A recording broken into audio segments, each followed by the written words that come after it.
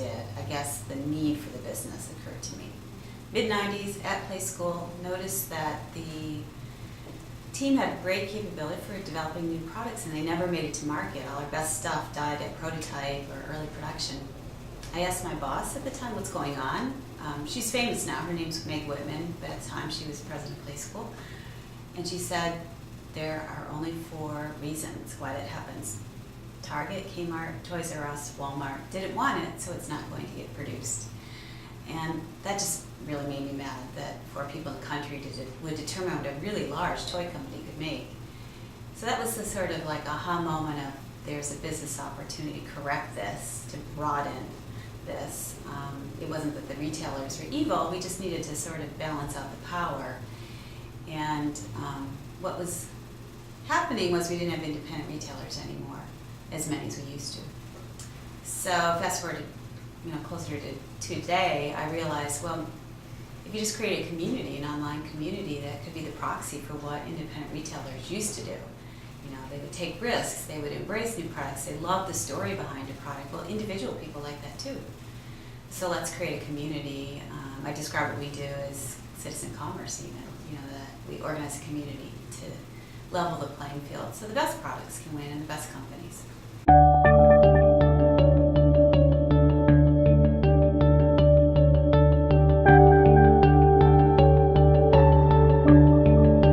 No, it's simple. Every business is going to have a huge monster challenge or two. Ours was fundraising. It wasn't, some companies would have a big legal issue or an internal employee who threatens to take you down, because when you're small that can happen if you have a bad hire. It could be competitive threats. Our business model is so original and complex to assemble that we really never have had any serious competitive threats. Minor skirmishes on the other front, but the thing that threatened to take us down was fundraising. We launched in 2008, just after Lehman Brothers collapsed, and therein began 4 years of walking through the desert, trying to keep the company alive. It was super hard.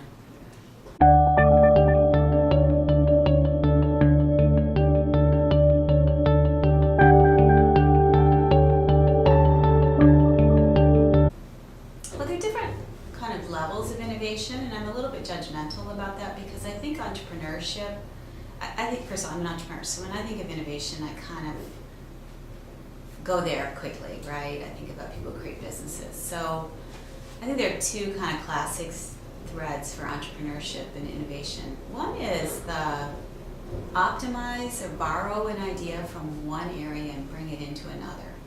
And that's the majority of entrepreneurship. So specifically at Grommet, we would see people who are, say, like an ER nurse, using a technology at work and then applying that technology in a totally new product area.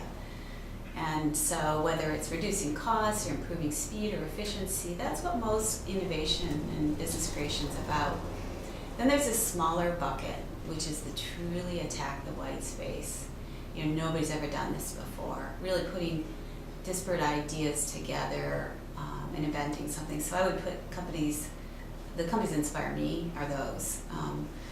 They would be the ones that now everyone knows as whether it's Google or Amazon, eBay. Pandora happens to be one of my most inspiring kind of role model companies.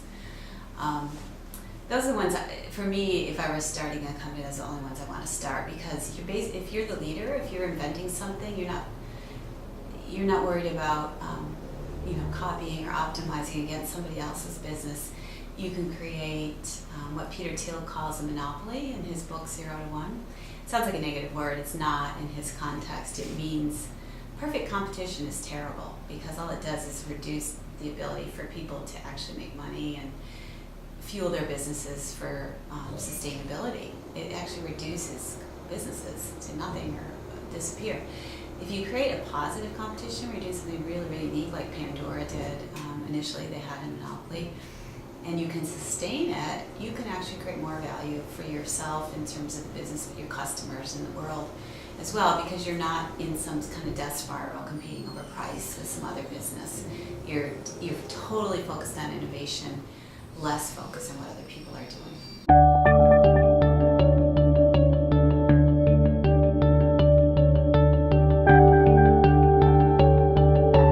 To an innovator,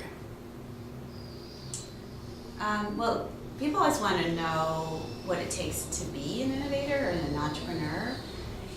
Like, how do you know if you're cut out for it? And I think you can actually look at your life and find examples of you're already demonstrating that. So, because I think perseverance, tenacity, and vision, your own vision for your life, are baby steps towards entrepreneurship and innovation. So, if you're the person who went out of state to college when nobody else in your family would have done that, or you move countries when nobody else in your family would have done that, it's incredibly courageous. If you're the person who tried out for a play and you can't sing, or you're the person who runs a marathon and running was hard for you, like, it's always the person, to me, looking for examples of you had a choice that was easier, more maybe conventional, and you chose one that wasn't easy and conventional, and you put yourself through some pain and suffering probably in the process. It's a pretty good starter base for being an innovator, entrepreneur. I think the other thing, again, if you're in that second bucket of companies that I think are like the true groundbreakers, I do think you need to fuel your own ability to innovate by taking yourself outside of your normal networks, reading things, talking to people you wouldn't necessarily run into easily. And that's something that is a little harder to learn, basically, but or to see evidence of that in your life. But I think a lot of really great entrepreneurs and innovators have a bit of a Renaissance person quality to them, that a lot of things interest them.